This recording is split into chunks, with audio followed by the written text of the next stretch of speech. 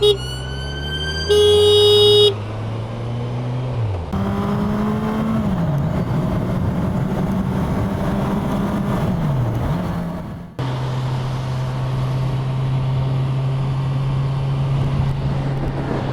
hello everybody and welcome back to the channel.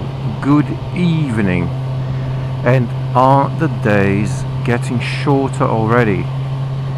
What is it? 7 o'clock?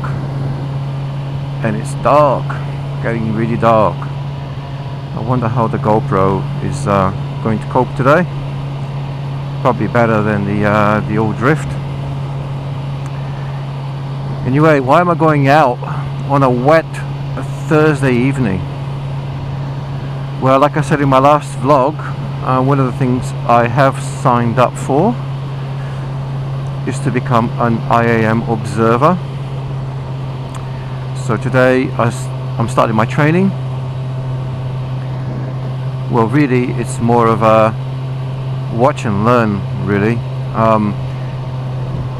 The way that our local IAM group runs the Road Smart course, we have a more formal set of theory nights where we cover some of the theory and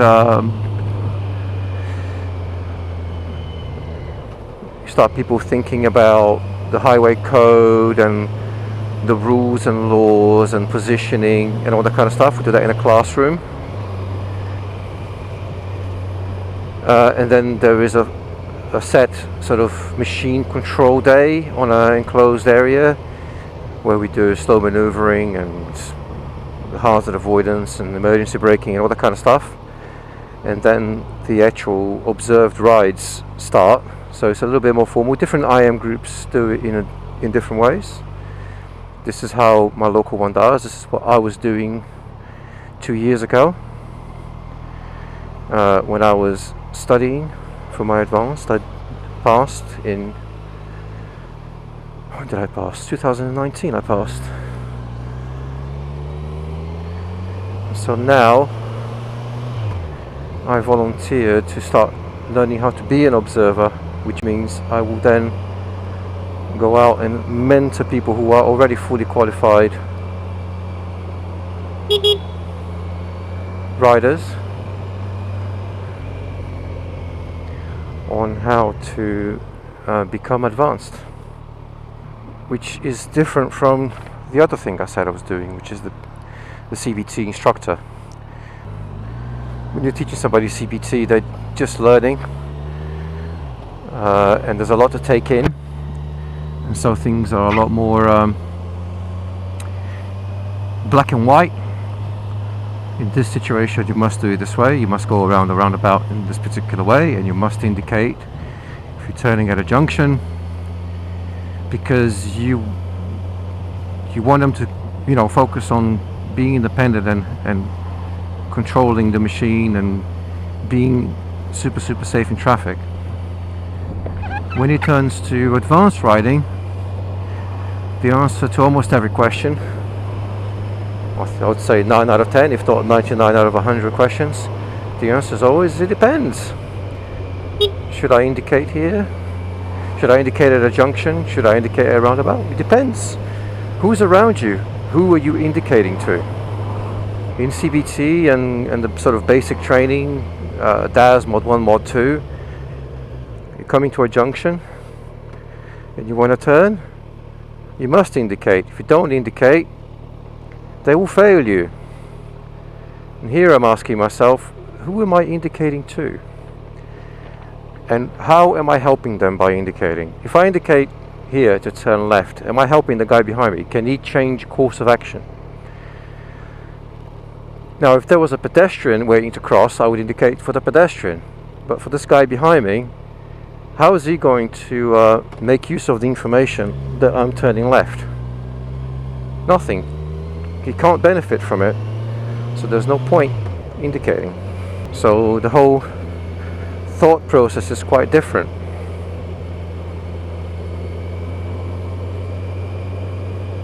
On CBT, if you're going around a roundabout, you have to go a certain way. If you're going right, you must be on the right lane. If you're going straight ahead, you must be on the left lane. You must go around the roundabout. If you're advanced, you try to straighten it. Straight line it, because your bike is much safer and is more stable when it's upright and going in a straight line. So kind of have to really concentrate when I'm learning the sort of basic training in CBT instructing, to make sure that I'm doing it in a way that is appropriate for them.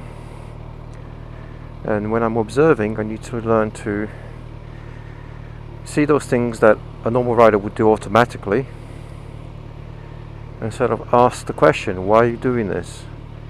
Why are you indicating here? Why are you in this particular position? What's your thought process?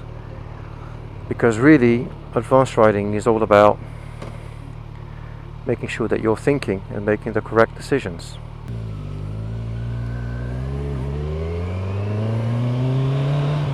Anyway, watch the space as I go through my little adventure and going from being a noob to starting to be an instructor and an observer.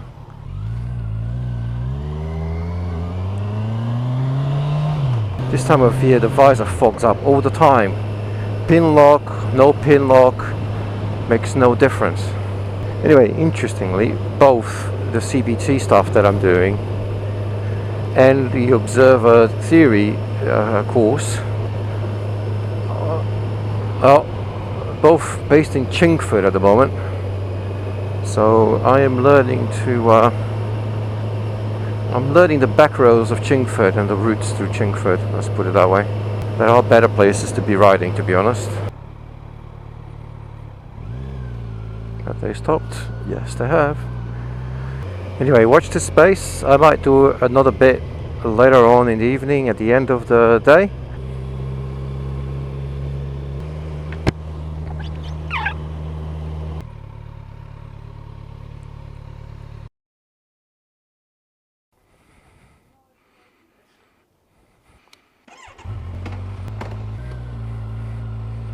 You okay?